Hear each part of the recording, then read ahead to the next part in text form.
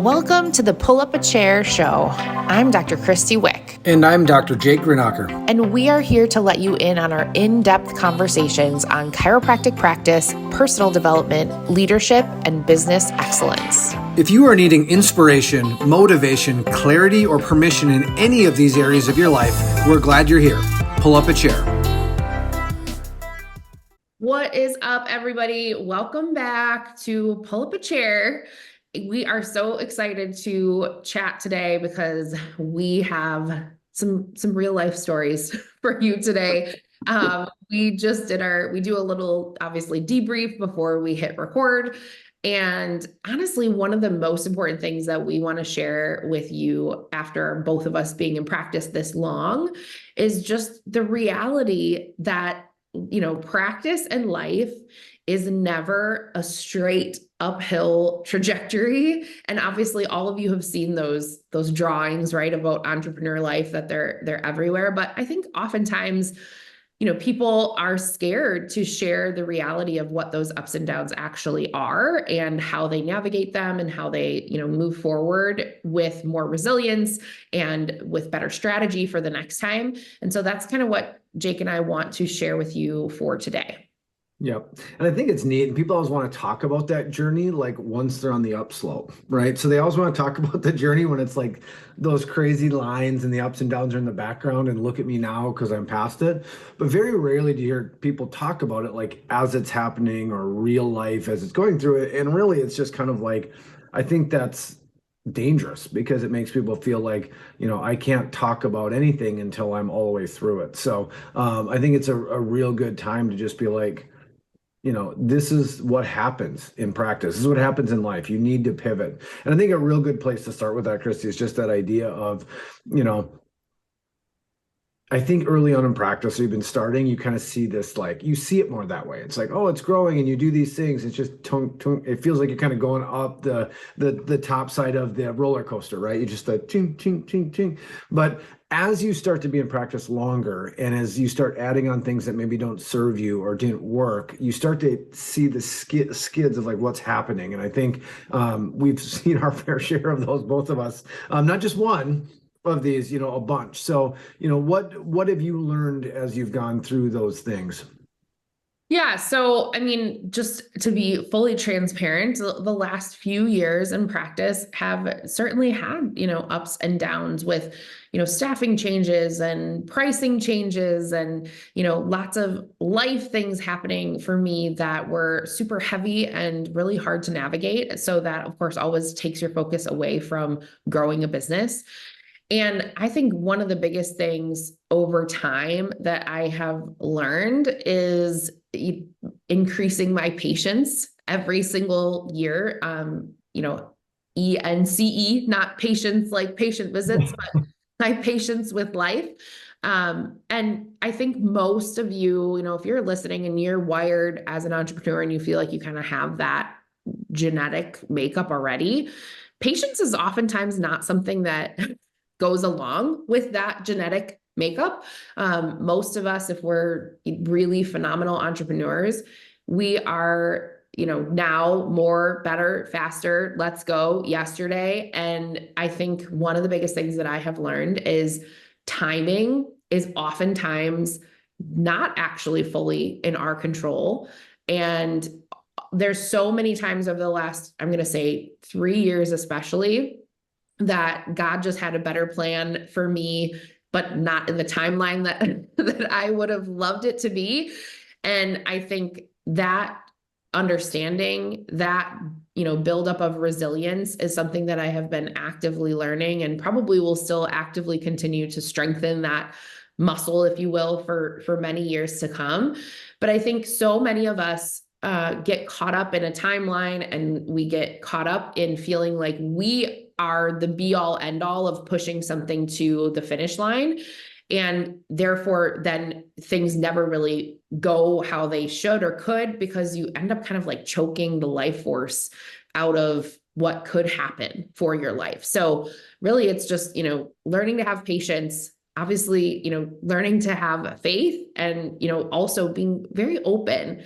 that there's going to be things that come up that are way better for you than what you ever could have dreamed. But if you are so laser focused on only what you feel you can create in your life, you're closing so many doors to opportunities and things that are going to come across your path because you are not allowing the magic of what I feel like life is to present itself. Yeah.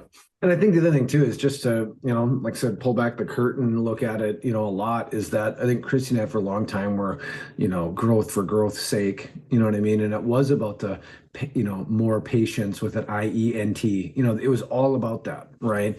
And when you looked at it, you were, creating stuff on a real shaky foundation, the idea that it was growth was only measured in that way. And we just went through a time where, we really reevaluated, like, wait a second, we are, breaking everything, doing this, serving masses, finger quotes, right? And who is it fulfilling? What is it really getting to the point? And then you throw in this last couple of years of, COVID and economy and another thing too is our staff completely changed over. Like we've had, a staff that was there for a long time, docs that were for a long time. It completely changed. Like everything shifted. No one's there that's been there, that long. We had to reinvent, which isn't also to realize that that's okay. That very rarely you see, like I said, that business that takes off in one direction and goes the same way forever. You have to be able to adapt and move and that kind of stuff. And it allowed us to do that as you go through. And that's not like, holy cow, this is, what you had envisioned, but it's also, what's real, meaning Strive, we had 3-4 doctors cranking at one time, and there was a period this summer where it was just me for a while, and it was like, what's going on, and is that fun to talk about, and were things rosy? No, but it really gave me a chance to retrospectively look back on, okay, as we rebuild this, let's rebuild it with purpose. Let's really look at what's fulfilling not only us but the patients, right? What is God telling me that I need to do and rebuild, and who to serve, and what's serving me and what's not, what's causing stress and what's not, the right people that need to be in here for the right reasons. And it really just gives an opportunity to kind of look at that. And I think the biggest lesson that I learned, through it all is that it's easy to look back and find the lessons that you learned and attach a meaning to it. But the quicker you can do that, and if you can do it as it's happening, it makes it so much easier as you're going through it, right? It's like, yeah, things aren't great, but this is why this is happening. It helps you just have that ability to move through it. Do you feel like as those things have come up over the years that have you always been okay with sharing, the messiness as it happens, if you will, or like, how did you get okay with doing that? And and it's funny because before the camera clicked on, that's exactly what you and I were talking about too. And I think my thing is that I've always been okay sharing all of it with those that are close. Like with those that are, I've always shared that with you, Christine, over the years, and those that are in that circle. But what I think the more I've done this and the more I realize that, what I'm going, have gone through over the years is unique, is not unique. And it's not just unique in chiropractic, but it's every business across the country goes through pivots and shifts and all this stuff. I realize that it's not really helping or serving anybody else if I only share that in my circle. You know what I mean? So, I've always been really open book to anybody who's asked. I just am not one to go tell, so I think the idea of is that, I'm not closed to anything. It's just I personally have to be better about like, oh, here's what happened, and here's what I've learned, and here's what you've gone through. So I think that's probably the shift that's happened in me is that the more you can share that, the more people can connect. It's no different than patients. The more you can be real, with patients, the more they connect, with you. And I think the idea of it is we always connect on our struggles and what we're going through and not on the highlight reel. And the hard part is I've never been a highlight reel person either. So it's just kind of like, hey, I just want to be, for all of you listening, those in my life, I am an open book and I just have to be better at sharing it. How about you? I know that you kind of went through your own journey on that of thinking, especially as a woman in this, profession, and certainly someone who's leading the profession that you are, it's got to be hard to show that you don't have it all figured out sometimes, and, you're bulletproof and all those kind of things. Yeah, I definitely think, going back to what you said earlier, I think I certainly have had that same period of time where it's like growth for the sake of growth, as you mentioned, and just also putting so much weight on what I have now learned were just like completely empty measures of success, right? That's just we assign so much to certain things. And then I think when it comes to sharing and being open and vulnerable, we find that we're only like funneling that thought process through those goals, right? Because that's just kind of how our society has trained us. And what I learned over the last few years especially is just I learn best from people that are willing to share the details as they're happening, because I can kind of see inside of their brain and their thought process, and I can see the growth as it's happening, and it immediately endears me to them to allow my brain to learn from them better. And so, early on, as I pivoted into a solo, coaching environment in 2019, that was really my goal, is just how do I be super transparent about everything at that time? Because I think that people are going to be able to learn more, and if they're coming along with me for this journey and we're kind of, collaborating throughout, and that's exactly what happened. And so I think every single year I've just learned you kind of sometimes have to put your pride in a box and just remember that it is so key as a human being to connect. And so if you're not willing to, put that pride on a shelf and just be honest about the things that happen, it's going to be hard for you to move forward. And also, I personally think like the very best entrepreneurs have more like hard knocks because we take bigger risks. And so if you feel like you haven't gone through anything like big and hairy in your entrepreneurial career, a little bit of a pucker factor here, but like that's probably because you've been playing pretty small and you've been afraid to like just go after things. And so certainly like as you take bigger risks, bigger crap comes up, and really scary stuff can come up. But this is where I think, Jake and I will always kind of lean back on just like how, whatever your belief system is, making sure that you're leaning into that so that you remember that, really every single thing has a season. This too shall pass. Like you are stronger and more resilient than you could ever imagine. I mean, there's so many different variations of that, but being willing to share it as it goes on allows you to remember those things, because, we all have those nervous system moments where we just don't know what to do. We don't know how to figure stuff out. And so the more that you're willing to share as it's happening, the easier it is for you to move past that quicker and then keep taking the risks that are going to help you ultimately get to where you want to be. I think that the last, thing I kind of say on that too is just the idea of like, it's okay to readjust your goals, like to readjust your vision, to readjust your purpose, to readjust all that stuff. I think we kind of get stuck and pigeonholed in this, like, I'm going to create, the world's largest blah chiropractic clinic, or people are going to come from miles, or everybody will know who we are, and that serves you at a purpose, right? When you're chasing things that it can serve you for a time, like I want X car, or I want, this or that, like it can serve you for a time, like it can help drive you for a time.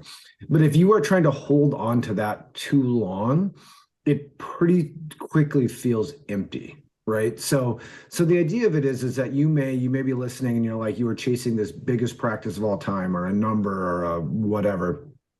And you're just finding that like this lack of motivation, burnout, whatever it is, it's probably just the fact that doesn't serve you anymore. Like that's really not what you care about. And it has to change to what that is, right? Is that when I look at it too, I want to create a life of freedom for my patients, right? Freedom from health problems, freedom to make choices that they want to make, right? That aren't put down them by mothers, fathers, teachers, preachers, and big pharma, right? It's like that kind of stuff. But I want to create that for my family too. I want the freedom to spend time with them, to do what we want to do. And that's the most important thing for right now, right? And I can see that being it forever, but I'm also not idea that might not change in 10 years. But the idea is that I'm going to make X amount of dollars, or I'm going to see X amount of patient visits. That just doesn't serve me anymore. I'm not excited by that. It's not like that gets me out of bed in the morning. It has to be, how am I going to create more freedom? Like, how do I create that? And again, some people mistake that, and it's like freedom isn't, I'm not going to adjust patients anymore. Like, that's not it either. But how do I create that ability of freedom in my life, and for and with my family? And that's just as a new driver for me. So we talked to a lot of chiropractors who are just a lot of times at a crossroads. They're like, oh my gosh, I don't kind of know. And am I burned out? Am I whatever? And I just think it's like what they've attached for so long isn't there anymore. And that's okay. Like, that's okay. You just need to find out what it is so you can keep being fulfilled and driven and purposeful. It just may not be in the same direction as where you were going before. Yeah. And like really what I'm hearing you say, which is I think is an important thing for all of you to just put some perspective into, is just value. Like what are you attaching value to in your life?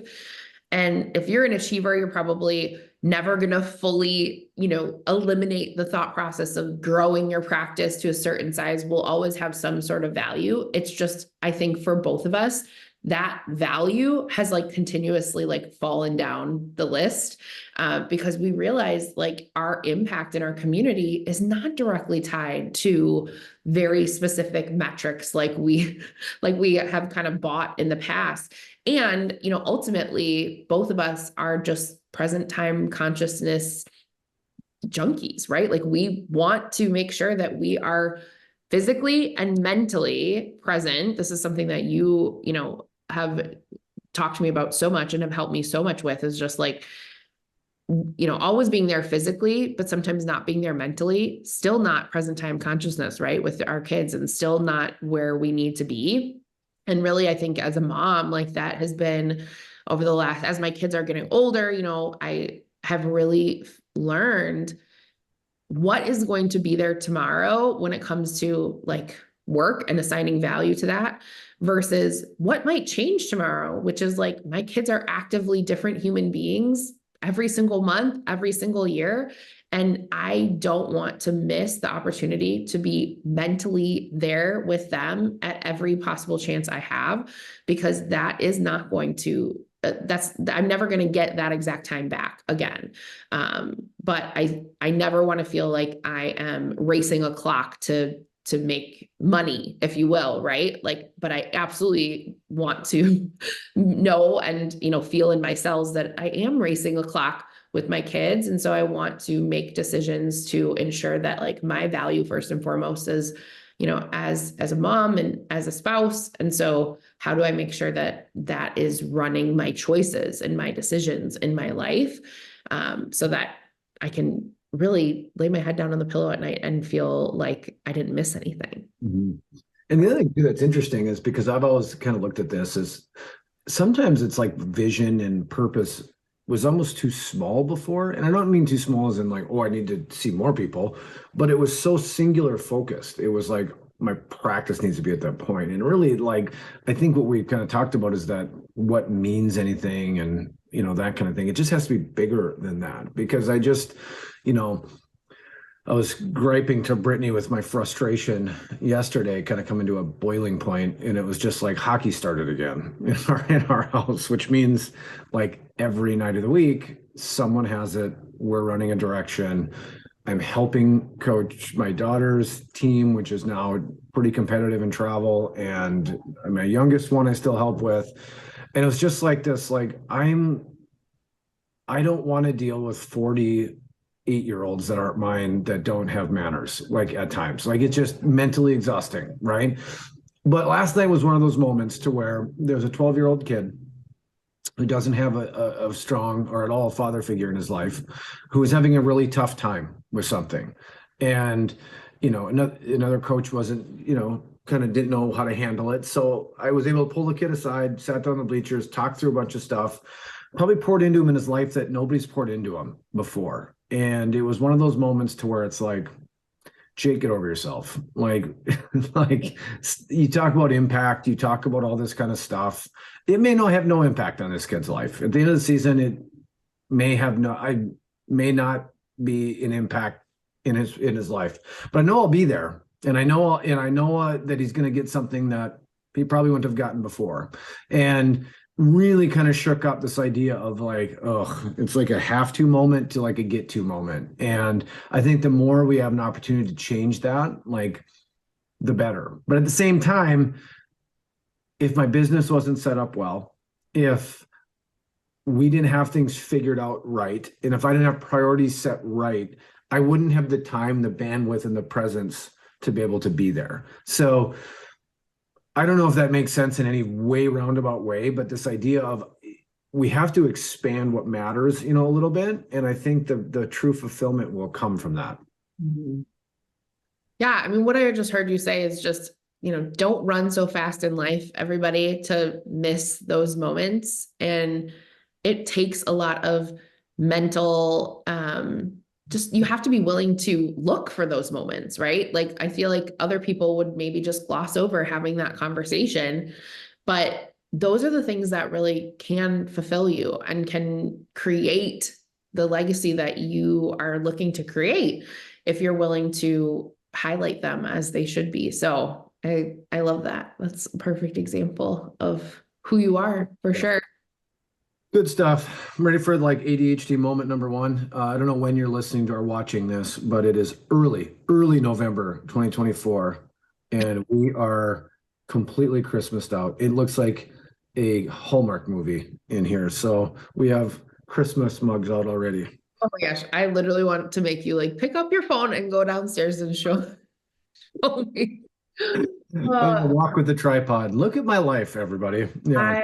I mean, you got to be jolly. It's holiday. It's hard not to be jolly. You did it because you were so pissed off this week. Yeah, I needed it. I really needed some Christmas joy this week. But the hard part is my youngest and my wife are the same person. So when I drive him to school every morning, he turns on Christmas music. I'm like, but it is the 3rd of November. Like, we have to pump the brakes here, like, or I'm going to lose it by middle of December. Oh. And I paused and I said, you play whatever you want. Let's get some Christmas joy here in November. So I love it. I love it. All right, everybody. Well, that's a little kind of like behind the scenes scoop, if you will, on just our journey. I feel very confident that we will dig into very specific scenarios that have happened, over the last